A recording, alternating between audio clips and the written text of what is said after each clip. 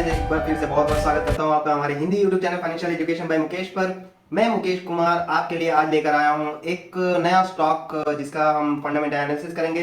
और fundamental analysis के साथ साथ मैं आपको टेक्निकल एनालिसिस भी बताऊंगा कि शॉर्ट टर्म में अगर मुझे कोई कंपनी देखनी है तो किस तरह से मैं उसे इवेल्युएट करूँ। फंडामेंटल एनालिसिस हम करते हैं कि किसी तरह का हमें इन्वेस्टमेंट करना है, लॉन्ग टर्म इन्वेस्टमेंट करना है, कोई वेल्थ जनरेट करने के टर्म से मुझे अपने पोर्टफोलियो में वो स्टॉक ऐड करना है तो कौन सी सारी की मेट्रिक्स होती हैं, कौन से सारे जो भी फाइनेंशियल टर्म्स है, जो हमें पैरामीटर्स हैं, जो हमें गौर करना होता है, वो सारी चीजें हम बहुत ही डिटेल में समझेंगे। तो ये सारी चीजें आज मैं कवर करने वाला हूँ आज के वीडियो में। फंडामेंटल एनालिसिस के साथ साथ टेक्निकल एनालिसिस भी कवर करूंगा इस पर्टिकुलर स्टॉक का, जिसका नाम है Zydus life science limited. Okay, तो इस स्टॉक के बारे में हम बहुत ही डिटेल में समझने वाले हैं और आगे किस तरह का पोटेंशियल इस कंपनी में है वो बहुत ही डिटेल में हम डिस्कस करेंगे। तो इसी के साथ चलिए शुरू करते हैं। तो ये आप देख सकते हैं कि मैंने जाइडस लाइफ साइंस का जो फंडामेंटल एनालिसिस करना है तो उसके लिए मैंने पूरे डेटा ओपन करके रखे हुए हैं अपने लैपटॉप पर। तो यहाँ पर आप देख सकते हो कि तो यहाँ पर मैंने जाइडस लाइफ साइंस का डेटा ओपन करके रखा हुआ है, जहाँ पे आप देख सकते हो overview, forecast, financial peers, peer to peer company, मतलब इसके कॉम्पिटिटर्स कौन से हैं, से मतलब अगर कंपैरिजन करना है आपको तो उस तरह से आप कंपैरिजन भी कर सकते हो कि इसके पीयर टू पीयर कंपनी कौन सी है, वो कैसा परफॉर्म कर रही है, ये कैसा परफॉर्म कर रही है, वो भी हम थोड़ा डिटेल में डिस्कस करेंगे। उसके साथ साथ इसके होल्डिंग्स, न्यूज, कुछ इवेंट्स हैं कंपनी में, कुछ न्यूज आए हैं, वो सारी चीजें हम डिटेल में डिस्कस करेंगे। इसके साथ ही मैं थोड़ा प्राइस चार्ट पे आपको दिखा देता हूँ कि यहाँ पे कुछ लो हाई आपको दिख रहा होगा। वन डे का अगर चार्ट आप देखोगे तो यही मैं वीकली चार्ट में देखता हूँ तो इस तरह से हाई और लो दिखता है। ठीक है, इसमें मतलब टोटल हाई आप देखोगे तो अप्रोक्सीमेट 486-87 रुपीज़। ठीक है, लो आप देखोगे तो आई थिंक ये वैल्यू होगी। ठीक है, 473 पॉइंट समथिंग लाइक दिस। ठीक है, तो इस तरह से आपको चार्ट में दिख जाएगी। रिटर्न आप देखो तो 0.92% का रिटर्न है। 1 मंथ के चार्ट में भी आप देख सकते हो तो रिटर्न आपको दिखेंगे, 1 ईयर का, 5 ईयर्स का। तो इस तरह से आप देख सकते हो कि किस तरह का ग्रोथ दिया है कंपनी में। ठीक है, एक लो 200 रुपए के शेयर से आप देख सकते हो 620 रुपए, 3 गुना आपका रिटर्न दिया है। 3 गुना मतलब ऑलमोस्ट 300%। ठीक है, अगर मैं टाइम पीरियड देखो कि कितने टाइम में दिया है, अगस्त 2019 और ये जून 2021। ठीक है, ऑलमोस्ट 2 साल में इसने 3 गुना रिटर्न दिया हुआ है। ठीक है, इसके साथ ही हम आगे बढ़ते हैं। यहाँ पर और डिटेल में देख सकते हैं। इसके साथ ही हम आगे बढ़ते हैं। देखिए यहाँ पे आपको इसका सेक्टर दिखाई दे रहा है कि ये हेल्थ केयर सेक्टर से बिलोंग करती है, फार्मास्यूटिकल सेक्टर से बिलोंग करती है। लार्ज कैप, ऑफ कोर्स ये लार्ज कैप कंपनी है। इससे पहले मैंने आपसे डिस्कस किया था कैरेसिल लिमिटेड के बारे में, वो स्मॉल कैप कंपनी थी। अब यहाँ पे देख सकते हैं कि इसका मार्केट कैपिटलाइजेशन जो है 48,656 करोड़ रुपीस का है। स्टॉक का रैंकिंग की बात किया जाए तो ये 95 रैंक पे स्टैंड कर रहा है अभी के डेट में।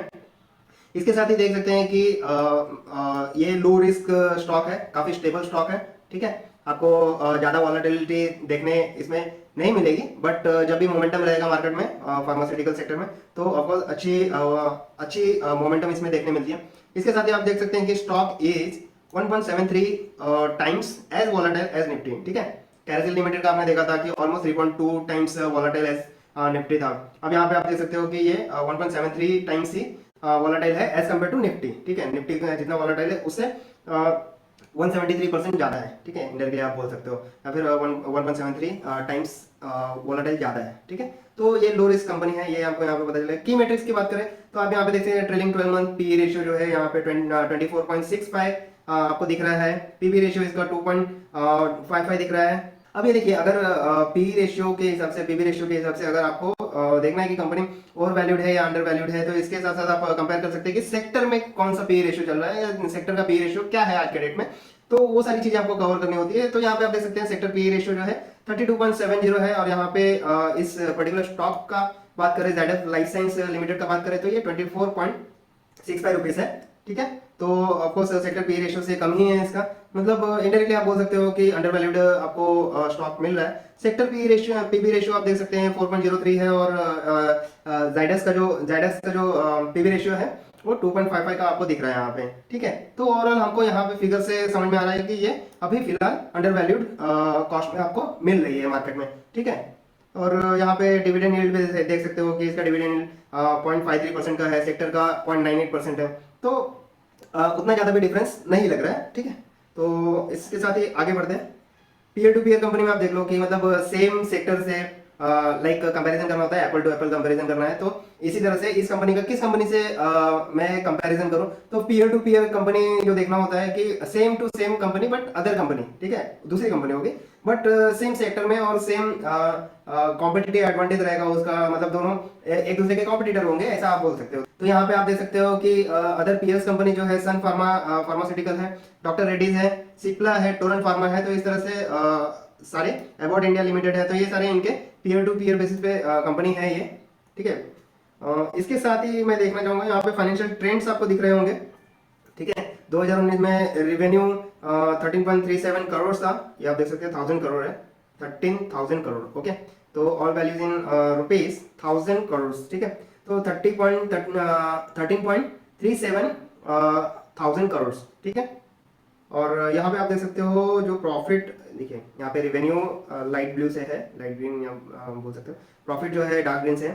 तो प्रॉफिट रेवेन्यू देखो, रेवेन्यू कितना जनरेट हुआ है 13.37 थाउजेंड करोड़, ओके।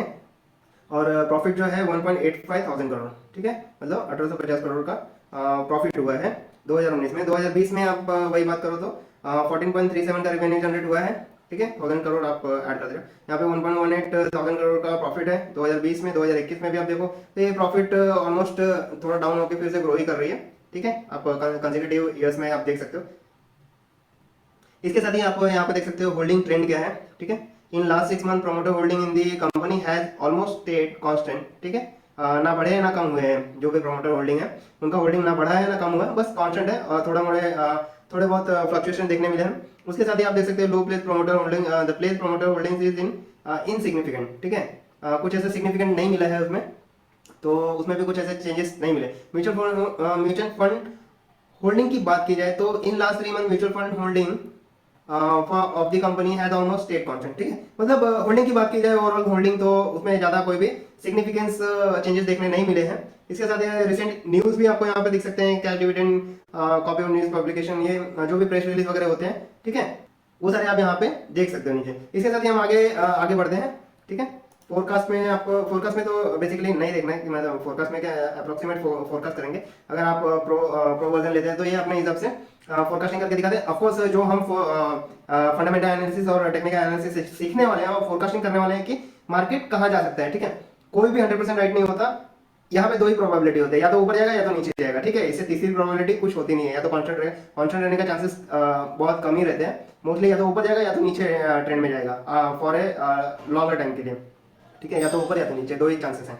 तो इसके साथ ही आप डायरेक्टली अगर मुझे एनालिसिस करना है तो ऑफकोर्स मैं एजुकेशन गेन करूंगा, अपना स्किल ग्रो अप करूंगा, और देन खुद से ही मैं एनालिसिस कर लूंगा क्यों इन लोगों को पे करना है, ठीक है। If I have the capability to understand and to learn something, तो why would I pay someone else, okay, तो वो मैं कहीं इन्वेस्ट करूंगा ना, जितना मैं पे करने जा रहा हूँ किसी को, उतना मैं कहीं इन्वेस्ट कर लूंगा सीख के।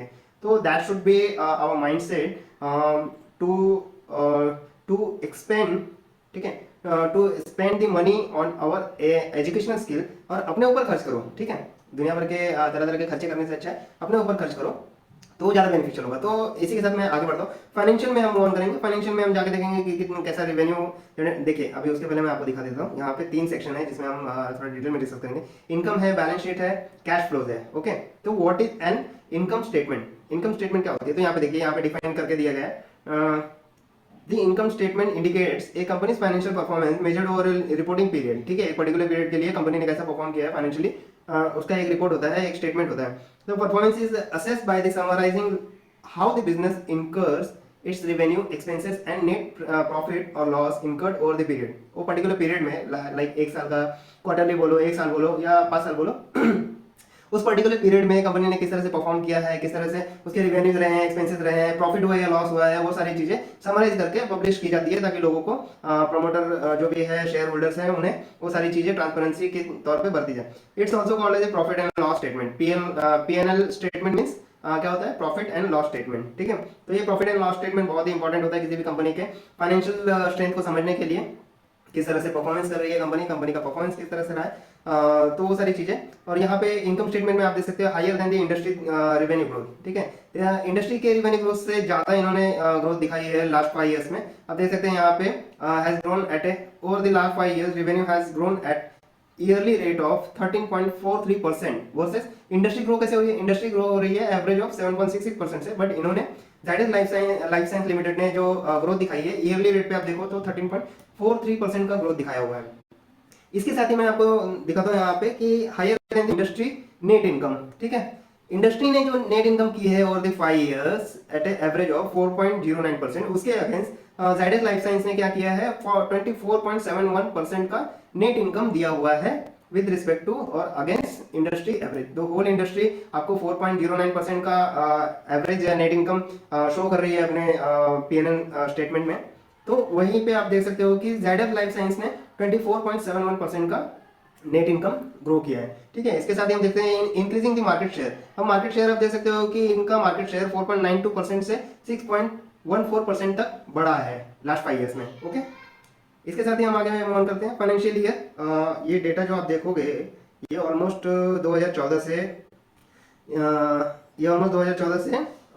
लगभग 2022 तक है। ट्रेलिंग 12 मंथ आप देख सकते हो, ये करंट मंथ का होगा। तो इसके साथ अभी आप देखो यहाँ पर टोटल रिवेन्यू है, ठीक है, earning before interest tax depreciation amortisation, ठीक है, ये सारी चीज़ें हैं। Profit before interest and tax, profit before tax, ठीक है, नेट इनकम क्या हुआ, अर्निंग पर शेयर क्या हुआ, ठीक है, डिविडेंड पर शेयर कितना दिया है कंपनी ने, पे आउट रेशियो क्या है, ठीक है।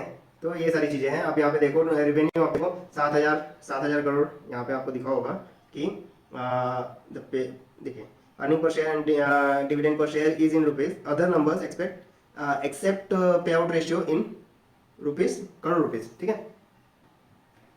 तो यहाँ पे जैसे कि ये दोनों कॉलम है, ये रुपीज में है, ये तो रेशियो है, तो इसका कुछ लेना देना नहीं है। बाकी जो इनकम है वो करोड़ में, तो 7,274 करोड़ का 2014 में इनका रेवेन्यू था। ये रेवेन्यू आफ्टर टाइम ग्रो होते जा रहा है। आप देख सकते हैं 8,000 करोड़, 8,707 करोड़, 9,542 करोड़, 9,504 करोड़, 12,000 करोड़, ऑलमोस्ट 13,000, 14,000 करोड़, 14,449, 17,000 करोड़, 16,006, मतलब रेवेन्यू आप देख रहे हो कैसे अच्छा खासा ग्रो हो रहा है विद रिस्पेक्ट टू टाइम अगर आप देखो तो। और इसके साथ ही आप नेट इनकम ही डायरेक्ट हम देखते हैं, क्योंकि ये सब कुछ कुछ इंटरेस्ट डिप्रिशिएशन ये सब माइनस कर करके फाइनली आपको यही होता है कि प्रॉफिट आपको कैलकुलेट करना होता है। तो प्रॉफिट हम देख लेते हैं 800 करोड़, 1150, 1900 करोड़, 1400 करोड़, 1700 करोड़, 1800 करोड़, ठीक है, 1176 करोड़। आप देख सकते हैं कि यहाँ पे 2,133 करोड़, 4,487 करोड़, ठीक है, मतलब 4,487 करोड़, 1,973 करोड़, ठीक है। तो इस तरह का काफी अच्छा ग्रोथ भी दिखाया है विद रिस्पेक्ट टू अगर इनकम की बात करें तो, ठीक है। After paying all taxes and interest and all जो भी कंपनीज के हैं वो सारे पे करने के बाद भी नेट इनकम इन्होंने जो बताया है तो काफी अच्छा इनका फाइनेंशियल स्टेटमेंट दिख रहा हुआ है। यहाँ पे प्रॉफिट एंड लॉस स्टेटमेंट जो है यहाँ पे काफी अच्छा दिख रहा है। यहाँ पे आप नीचे आके कंपनी के अपडेट्स देख सकते हो, एनुअल रिपोर्ट इसके पीडीएफ डाउनलोड करके इसको रीड आउट कर सकते हो। अगर आपको किसी पर्टिकुलर कंपनी का एनुअल रिपोर्ट पढ़ने में हेल्प चाहिए कि किस तरह से पढ़ना है या फिर किस तरह के सारे चीजें होती है, तो वो सारी चीजें भी आप यहाँ से पीडीएफ डाउनलोड करके पढ़ सकते हो। उसमें अगर कोई डाउट हो तो उस पर्टिकुलर पॉइंट्स के लिए आप मुझे कमेंट में लिखो, तो मैं डेफिनेटली उसके लिए आपको रिप्लाई करूंगा वहाँ पे। अगर वो काफी क्रिटिकल पॉइंट होगा तो definitely I will take out the video for that, and मैं वहाँ पे कमेंट कर दूंगा कि मैं इसके लिए स्पेशली एक वीडियो लेकर आ रहा हूँ। तो इसके साथ ही मैं आता हूँ यहाँ पे आप देख सकते हैं कि जैसे फाइनेंशियल में इनकम हो गया, बैलेंस शीट में आप देखिए बैलेंस शीट क्या होता है। Balance sheet outlines company's asset, liabilities and shareholders equity at a given point in time, ठीक है, एक पर्टिकुलर टाइम में कंपनी का क्या एसेट लायबिलिटीज रहे हैं, शेयर होल्डर इक्विटी कितने हैं, वो सारी चीजें पूरे इस शीट में। It is company owns and owes and the amount invested by shareholder principal is asset is equal to क्या होता है liabilities plus shareholders equity, ठीक है। मतलब कंपनी के जो भी एसेट है उसमें क्या क्या इंक्लूजन हो रहा है, कंपनी के जो लाइबिलिटीज हैं, ठीक है, प्लस शेयर होल्डर के जो इक्विटीज हैं, वो सारे मिला के एक कंपनी का एसेट बन रहा है। The balancing principle should be like this, okay. तो ये बैलेंस शीट में आपको इस तरह से दिखता है। डेट टू इक्विटी रेशियो आप देखो तो इंडस्ट्री का डेट टू इक्विटी रेशियो कम है as compare to Zydus life science limited, जो कि थोड़ा हो सकता है इसके भी अलग रीजन होते हैं। यहाँ पे इसका मीनिंग मैं बता देता हूँ, higher than the industry debt to equity ratio. Of course ये नेगेटिव चीज है कि इंडस्ट्री जो डेट टू इक्विटी रेशियो है वो इंडस्ट्रीज के एवरेज से कम होता तो काफी अच्छा पॉजिटिव साइन था। लेकिन अगर ज्यादा दिख रहा है तो इसका एक बेसिक रीजन भी हमको पता होना चाहिए, क्योंकि इसके बहुत सारे रीजन हो सकते हैं कि कंपनी ने कहीं पे इन्वेस्ट किया है या कुछ एक्सपेंशन में खर्च कर रहे हैं, तो कुछ और भी एक्सपेंशन हो रहा है जिसके लिए इन्होंने डेट लिया है, बैंक से लोन लिए हुए हैं। तो इस तरह की बहुत सारी चीजें होती हैं, वो अगर आपको डिटेल में पता चल रही है कंपनी के थ्रू, अगर पब्लिश की जा रही है वो सारी चीजें आपको पता चल रही है तो वेल एंड गुड। अदरवाइज अगर सब कुछ अच्छा दिख रहा है आपको फाइनेंशियल स्टेटमेंट में, दैट मीन्स और पिछले 5 सालों में या पास्ट ईयर का रिकॉर्ड आप देख रहे हो वो भी काफी फैंटाबुलस है, तो आप देख सकते हो कि यहाँ पे जो भी इन्होंने डेट टू इक्विटी रेशियो भी गेन किया हुआ है विद अगेंस्ट इंडस्ट्री एवरेज, तो वो भी जस्ट बिकॉज ऑफ कुछ या तो कंपनी के ग्रोथ के लिए ही होगा, कहीं ना कहीं उन्होंने इन्वेस्ट किया होगा, कहीं ना कहीं उन्होंने अपने एक्सपेंशन के लिए खर्च किया होगा।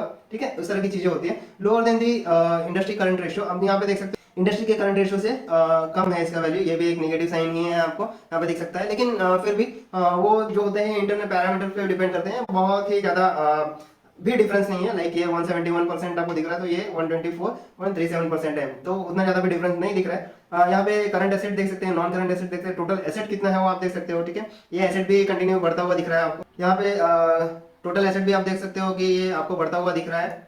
ठीक है, यहाँ पे आप पीछे से अगर मैं आऊँ तो ये 4 डिजिट से लेके जाते जाते 9,000, 10,000 करोड़, फिर 15,000 करोड़, 17,000 करोड़, 23,000 करोड़, तो इसी तरह से 27,000 करोड़ तक पहुंचा हुआ है। तो ये काफी अच्छा साइन है कंपनी के लिए। टोटल इक्विटी की बात की जाए तो ये भी अच्छा ग्रोथ दिखा रही है, आपको यहाँ पे देख सकते हैं 11,700, 11,679, 11,710, 14,929 और 19,000, हाँ 19,000 करोड़ यहाँ पे आपको सारे दिख रहे हैं पॉइंट। ठीक है, टोटल कॉमन शेयर आउटस्टैंडिंग ये सब आप देख सकते हैं। ठीक है, तो इससे एक कंपनी का जो फाइनेंशियल स्ट्रेंथ होता है वो आपको दिख जाता है।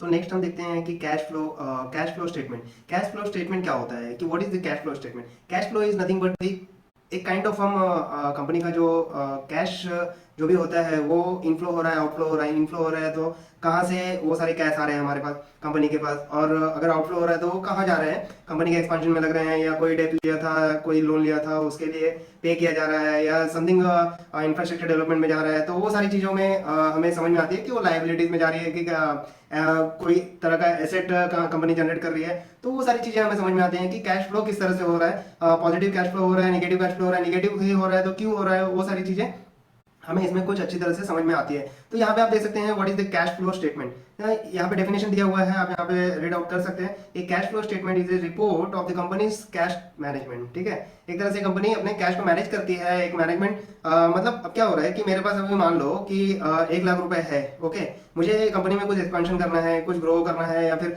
मान लो मेरा एक शॉप है, ठीक है, और मुझे उसे ग्रो करना है, तो उसके ग्रोइंग के लिए जो अभी तक मेरे पास सोर्सेज अवेलेबल है जिससे मेरा कंपनी ग्रो हो रहा है, ठीक है, जो मेरा शॉप ग्रो हो रहा है, उसके लिए मुझे कुछ खामियां लग रही हैं कि ये चेंज होना चाहिए, ये चेंज होना चाहिए, इसमें प्रोडक्ट को थोड़ा और अच्छी तरह से हमें बनाना चाहिए, इंप्रूव करना चाहिए। तो इंप्रूवमेंट में कुछ पैसे मैं एज ए इन्वेस्टमेंट डालता हूँ। ठीक है, तो मेरा आउटफ्लो हो जाएगा। तो मेरे पास जो कैश अवेलेबल थे उसमें से कुछ अमाउंट मैंने वहां पे आउटफ्लो कर दिए हैं। ठीक है, तो उस तरह की चीजें या तो मैं एसेट में डाल रहा हूँ या तो कुछ लाइबिलिटीज में डाल रहा हूँ, डिप्रिशिएशन हो रहा है, तो वो सारी चीजें हम इसमें देख सकते हैं कि इस तरह का जो कैश फ्लो स्टेटमेंट होता है कंपनी का, उसमें हम ये सारी चीजें एनालाइज कर सकते हैं। तो यहाँ पे आप देख सकते हो कि ये जब कंपनी अपना कैश मैनेजमेंट करती है तो इस तरह के स्टेटमेंट कंपनी के लिए प्रिपेयर करती है, जिससे एक समराइज स्टेटमेंट मिल जाता है उनको कि कंपनी का कैश किस तरह से मैनेज कर सकते हैं हम। अगर कुछ आउटफ्लो ज्यादा हो रहा है तो उसे थोड़ा ऑप्टिमाइज कर सकते हैं, इनफ्लो ज्यादा हो रहा है तो उसे और मैक्सिमाइज कैसे करना है। ऑफकोर्स रेवेन्यू बढ़ाना है, प्रॉफिट बढ़ाना है, तो इनफ्लो ही बढ़ाना पड़ेगा, इनफ्लो कैश ज्यादा रहना चाहिए। तो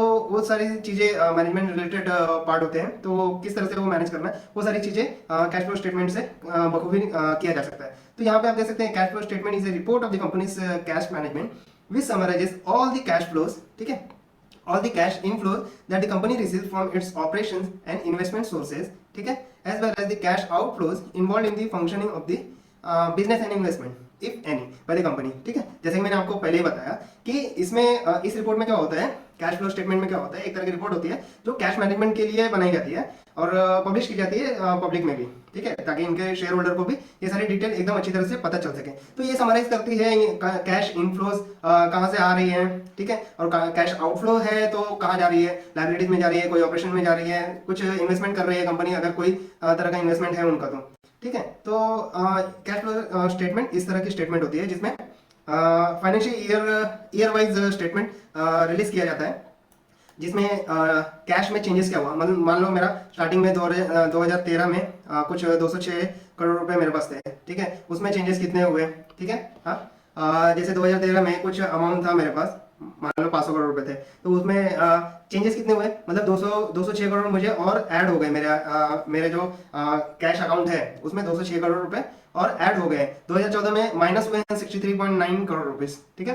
अगर माइनस हुए हैं तो कहीं तो गए होंगे, या तो किसी कंपनी का कुछ रिक्वायरमेंट लगा होगा कुछ एक्सपेंशन में, या फिर हो सकता है कि कुछ इन्वेस्टमेंट किए होंगे, कुछ एसेट खरीदे होंगे, ठीक है। तो ये सारी चीजें होती हैं, ये एक्टिविटीज होती हैं जो कैश फ्लो स्टेटमेंट समराइज करके हमें बताती है। चेंज इन वर्किंग कैपिटल क्या होता है, वर्किंग कैपिटल में क्या चेंजेस हुए हैं पहले के हिसाब से, अगर निगेटिव है तो उसके क्या बेसिक रीजन है, तो वो ज्यादा डिटेल में पब्लिश नहीं की जाती, बट आपको एक फिगर मिल जाता है कि ये पॉजिटिव आ रहा है कि निगेटिव आ रहा है, और बाकी आप पिछले पास्ट डेटा के कंपैरिजन में आप एक समराइज कर सकते हो, एक कंक्लूसिव रिपोर्ट खुद प्रिपेयर कर सकते हो, एनालाइज कर सकते हो। तो इसके साथ ही आप देख सकते हैं कि कैपिटल एक्सपेंडिचर में किस तरह के फिगर्स दिख रहे हैं आपको। कैपिटल एक्सपेंडिचर क्या होता है कि कंपनी जो भी मनी स्पेंड करती है टू मेंटेन इट्स एसेट, जो एसेट मेंटेन करने के लिए जो भी खर्चे करती है, लाइक व्हीकल खरीद रही है, या फिर कुछ लैंड परचेस कर रही है, कोई बिल्डिंग बना रही है, कुछ इस तरह से जो एक्टिविटीज होती है उसमें जो मनी स्पेंड होता है, जो कैश फ्लो होता है, तो वो सारी चीजें यहाँ पे ईयर बाई ईयर दिखाई गई है, ठीक है। वो वैल्यू भी पहले कभी ज्यादा है, फिर कम हो रही है, फिर कम हो रही है, फिर सडनली बढ़ रही है। तो एज पर दी कंपनी डिसीजन, और जिस तरह से उनका विजन होता है, एवरी ईयर का जो टारगेट होता है वो अचीव करने के लिए जो भी उनको फैसले लेने पड़ते हैं, जो भी तरह के उन्हें डिसीजन मेक करने होते हैं, उसकी वजह से वो उस तरह से कैश फ्लो होते रहता है कंपनी में। तो ये भी आप देख सकते हैं कि इसमें कैपिटल, तो ये भी देख सकते हैं कि यहाँ पे आपको कैपिटल एक्सपेंडिचर भी काफी देखने के लिए मिल रहा है, आपको अच्छे फिगर में देखने के लिए मिल रहा है, ठीक है। फ्री कैश फ्लो आप देख सकते हैं, अगर फ्री कैश फ्लो की बात करो तो उसका फिगर भी आप 2013 में माइनस दिख रहा है 120 करोड़, फिर 418 करोड़, ठीक है। तो ऐसे करके आप देख रहे हो कि 481, 931, फिर माइनस में 1628, ठीक है, करोड़, फिर प्लस में 224 करोड़। तो इस तरह से आपको फिगर्स देखने के लिए मिल जाते हैं। इसके साथ ही अगर मैं नीचे स्क्रॉल डाउन करता हूँ, यहाँ पे एनुअल रिपोर्ट आपको देखने मिल जाते हैं। एनुअल रिपोर्ट अगर आपको पढ़ना है तो आप यहाँ पे आके एनुअल रिपोर्ट भी पढ़ सकते हो। 2021 में किस तरह के जो भी एनुअली कंपनी में एक्टिविटीज होते हैं वो सारे यहाँ पे पब्लिश की जाती हैं। तो 2023 का अभी तक पब्लिश नहीं हुआ है, 2022 का पब्लिश हो चुका है। वो आप एज एन एग्जाम्पल आप यहाँ पे आके रिव्यू कर सकते हैं, पढ़ सकते हैं, उसे समझ सकते हैं कि कंपनी किस तरह से प्रोग्रेस कर रही है, किस तरह के कंपनी में एक्टिविटीज चल रही है, वो सारी चीजें यहाँ पे ट्रांसपेरेंट होती रहती है, पब्लिक होती रहती है, ठीक है। तो ये सारी चीजें फाइनेंशियल में कवर हो जाती है। आपकी इनकम, बैलेंस शीट और कैश फ्लो, जो कि बहुत ही इंपॉर्टेंट फैक्टर होता है ये फाइंड आउट करने के लिए कि कंपनी फाइनेंशियली कितनी स्ट्रांग है, और किस तरह के उनके फाइनेंशियल जो फिगर्स हैं वो किस तरह से हैं, और जो भी इंपॉर्टेंट रेशियोज होते हैं, पी रेशियो, पीबी रेशियो, और अर्निंग पर शेयर क्या है, डिविडेंड पर शेयर क्या मिलता है, तो वो सारी चीजें काफी इंपॉर्टेंट होते हैं। पीयर टू पीयर बेसिस में अगर आप कंपनी देखने जाएंगे कि इसकी पीयर टू पीयर कंपनी कौन सी है, What are the peers and why compare against them? ये क्यों जरूरी होता है ये आप देख सकते हैं। ये stocks peer are companies which have similar business interest, operations and belongs to the same industry sector। जैसे कि मैंने ऑलरेडी बताया आपको कि सेम बिजनेस में रहना चाहिए, सेम बिजनेस डोमेन होता है उसका, सेम सेक्टर होता है, ऑपरेशन भी ऑलमोस्ट सेम होते हैं, ठीक है। तो एक मार्केट में एज ए कॉम्पिटिटर ही काम करते हैं। Comparing the various matrix against peers can give the valuable insight on whether the company's stock is over or undervalued, ठीक है। ये की मैट्रिक्स जो भी होते हैं जो हमने देखे हैं, ठीक है। कोई कंपनी ज्यादा ज्यादा रेवेन्यू ग्रो करके दे रही है, ज्यादा प्रॉफिट दे रही है, कोई कंपनी सेम सेक्टर में है, सेम बिजनेस ऑपरेशंस में है, बट आपको कम प्रॉफिट दे रही है, पिछले 5 सालों में कम प्रॉफिट दिया है। तो उस तरह से हम कंपनी के जो भी वैल्यू है वो सारे हम कंपेयर कर पाते हैं कि मार्केट कैपिटलाइजेशन कैसा है, छोटी कंपनी है, बड़ी कंपनी है, लार्ज कैप है, मिड कैप है, स्मॉल कैप है, उस तरह के डिसीजन हम खुद यहाँ पे फिगर देख के ले सकते हैं, ठीक है। आप यहाँ पे कंपेयर कर सकते हैं वैल्यूएशन अगर आप देखा जाए जायडस लाइफ साइंस लिमिटेड का और इसके जो पीएस कंपनी है सन फार्मा, डॉक्टर रेड्डी लैबोरेटरीज, ठीक है, सिप्ला लिमिटेड। तो इन सबके भी जो फाइनेंशियल रेशियोज हैं आप देख सकते हैं कि सबसे कम जायडस का ही है पी रेशियो, ठीक है, profit to earning ratio, and profit to book value ratio भी इसका कम है। मतलब आपको दिख सकता है कि सेम सेक्टर में आपको अंडर वैल्यूड स्टॉक मिल रहा है और काफी अच्छा रिटर्न देने का चांसेस हो सकता है, क्योंकि पिछले कुछ सालों में अच्छा खासा परफॉर्म किया है कंपनी ने। आपको मैं टेक्निकल चार्ट पे भी दिखाऊंगा कि पिछले कुछ सालों में किस तरह से परफॉर्म किया है, जो कि मैंने स्टार्टिंग में भी आपको दिखाया था कि इसने 2 सालों में ही 300% का रिटर्न दिया है, ठीक है। 2 सालों में इसका स्टॉक जो है 200 रुपए से 650 रुपए तक बढ़ा है, 350% से भी ज्यादा का रिटर्न है एक्चुअली। तो इस तरह से आप पीयर टू पीयर कंपनी में कंपैरिजन करके आप डिफाइन कर सकते हैं कि कंपनी आपको ओवर वैल्यूड मिल रही है या अंडर वैल्यूड मिल रही है, वो सारी चीजें आप एनालिसिस कर सकते हैं। टेक्निकल में देखते हैं। टेक्निकल में अगर आप देखें तो आरएसआई इसका अभी 64 बना हुआ है, 14 दिनों का आरएसआई अगर मैं देखूं यहाँ पे तो 64 बना हुआ है। वॉलेटाइल 25% वॉलेटाइल है एज कम्पेयर टू, मतलब ये ऑन एन एवरेज सेम ही है वॉलेटिलिटी। अगर आप देखा जाए पीयर टू पीयर कंपनी में तो वॉलेटिलिटी काफी सेम ही है ऑलमोस्ट, ठीक है। और आरएसआई 14 दिनों का आरएसआई अगर मैं देखूं, रिलेटिव स्ट्रेंथ इंडेक्स अगर मैं देखता हूं तो ये 64 62 62 58, मतलब ये भी ऑलमोस्ट सेम ट्रेड कर रहा है, ठीक है। तो कोई ज्यादा डिफरेंस नहीं है, ओके। सेम अपॉर्चुनिटी दिख रही है यहाँ पे। अब यहाँ पे पीयर टू पीयर कंपनी का यहाँ पे आप देखो तो पीयर टू पीयर कंपनी का आप ग्राफ भी कंपेयर कर सकते हो, ठीक है। जैसे ब्लू जेडएस लाइफ के लिए दिखा रहा है, सन फार्मा के लिए लाइट ग्रीन है, ठीक है, डॉक्टर रेड्डी के लिए रेड है। तो आप देखो ब्लू वाला किस तरह से ग्रो कर रहा है, ठीक है, एकदम अच्छा ग्रो करके जा रहा है। जहां आप सन फार्मा और डॉक्टर रेड्डी को देख सकते हो थोड़ा साइडवेज हो गई है यहाँ पे नीचे ये इस प्राइस पे, और ये काफी अच्छा ग्रोथ दिखा रहा है, ठीक है। इस तरह से आप कंपेयर कर सकते हो कि किस तरह से पीयर टू पीयर कंपनी में भी पर्टिकुलर स्टॉक किस तरह से ग्रो करती है, ठीक है। वो सारी चीजें आप देख सकते हैं। होल्डिंग में अगर आप जाके देखते हो, ठीक है, होल्डिंग में भी आपको काफी अच्छा फिगर मिल जाता है। तो यहाँ पे आप जैसे कि देख सकते हो, apart from the retail investor the company's shares are held by the promoters, foreign investor, domestic institutes.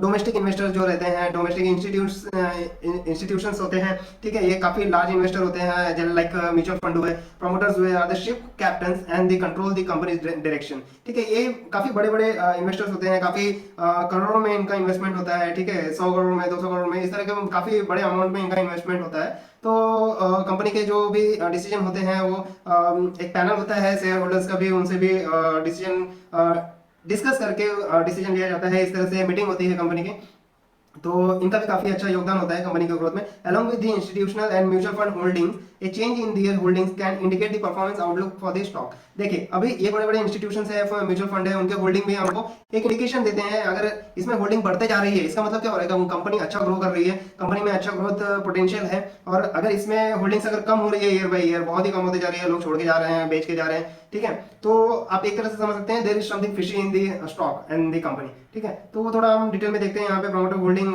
Last 6 month में promoter holding in the company has almost stayed constant ही रहा है। लो प्लेस प्रमोटर होल्डिंग, ये भी काफी holding का कोई significant नहीं रही है, ठीक है।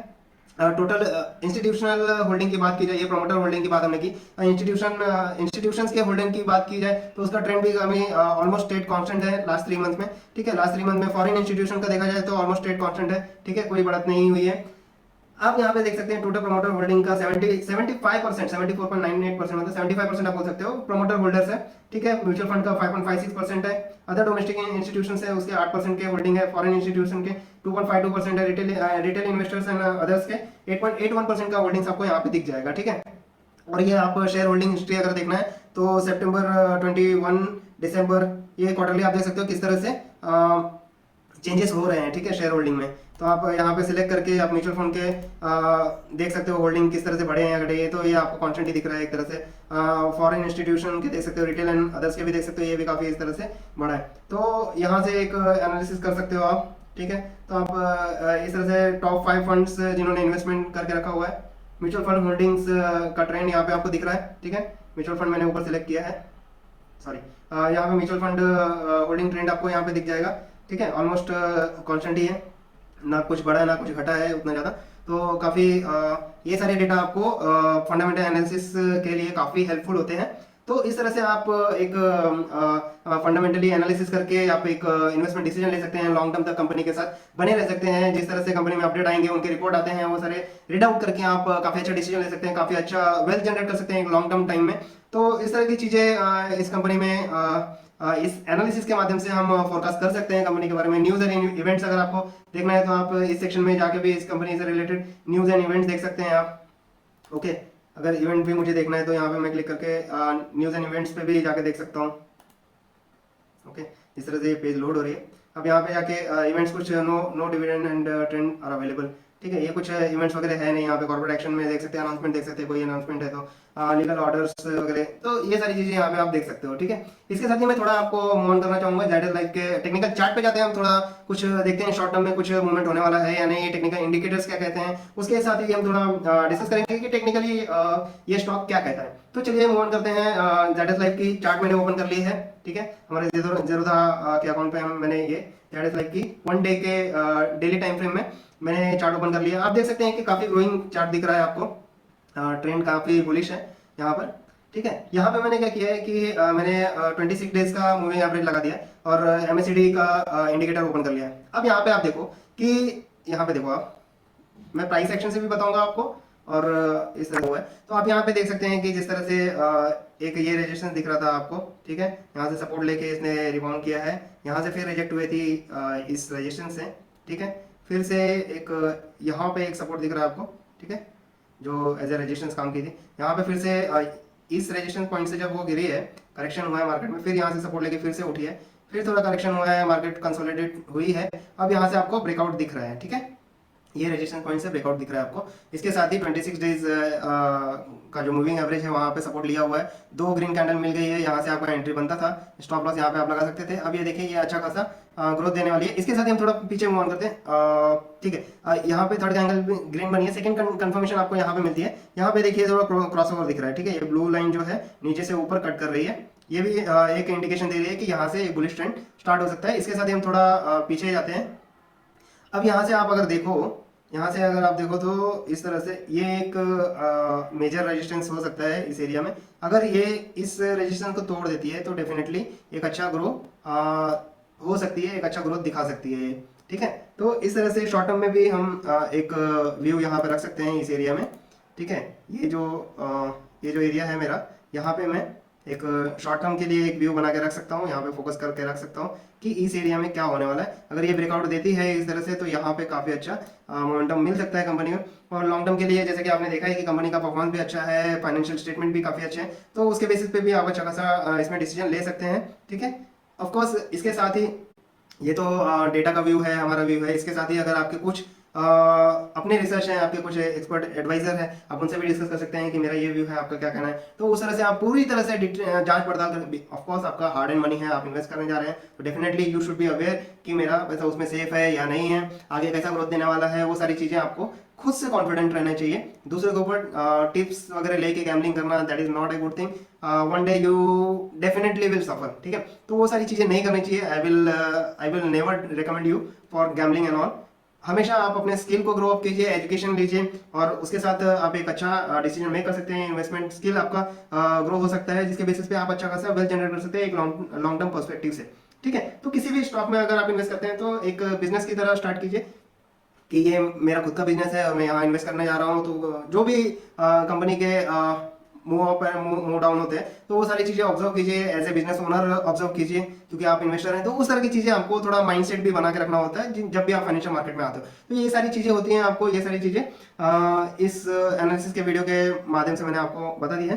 तो थैंक यू सो मच, आज के लिए इतना ही। और इसके अलावा और भी आपको कुछ रिक्वायरमेंट है, आपको कुछ और चीज़ें जो समझ में नहीं आ रही है मार्केट में, आप कमेंट बॉक्स में जरूर कमेंट कीजिए, मैं डेफिनेटली उसके लिए स्पेशल वीडियो ला के आपको एक्सप्लेन करूंगा। अगर वो सिंपल सी चीज़ होगी तो मैं वहीं पे कमेंट कर दूंगा, अगर उसके लिए स्पेशली वीडियो बनाना पड़ा तो definitely I will make a video. And हमारे चैनल के साथ हमेशा जुड़े रहिए। ये चैनल में अगर आपको इन्फॉर्मेटिव मतलब इस चैनल में अगर आपको इन्फॉर्मेशन मिला होगा, काफ़ी इन्फॉर्मेटिव वीडियो लगी होगी, तो आप डेफिनेटली अपने रिलेटिव्स में, अपने फ्रेंड सर्कल में जरूर शेयर कीजिए, सो दैट इस तरह की इन्फॉर्मेशन उन्हें भी मिल पाए। और इसके साथ ही एक तरह का हम बोल सकते हैं कि सबका फाइनेंशियल एजुकेशन ग्रो अप होना चाहिए, so that everyone can make money, because आज के डेट में सेकंड सोर्स ऑफ इनकम भी होना बहुत इंपॉर्टेंट है। तो इस तरह की चीज़ें शेयर कीजिए अपने सर्कल में भी, so that they will get the opportunity. ऐसा नहीं होना चाहिए कि 2 साल बाद 4 साल बाद ऐसा लगे कि अरे यार ये काश मुझे 4 साल पहले पता होता, तो मैंने भी 10,000 डाले होते तो आज मेरा 40,000 हो जाता, 30,000 हो जाता, जो भी 100% जो भी रिटर्न आएंगे।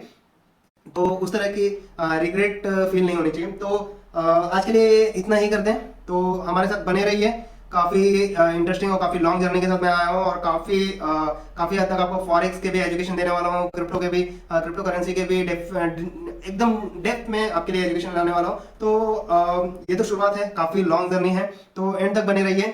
थैंक यू सो मच, और हमें ऐसे ही सपोर्ट करते रहिए, हमें इसी तरह से अपना प्यार बनाए रखिए। तो thank you so much, keep learning, keep educating yourself and keep growing. Thank you so much.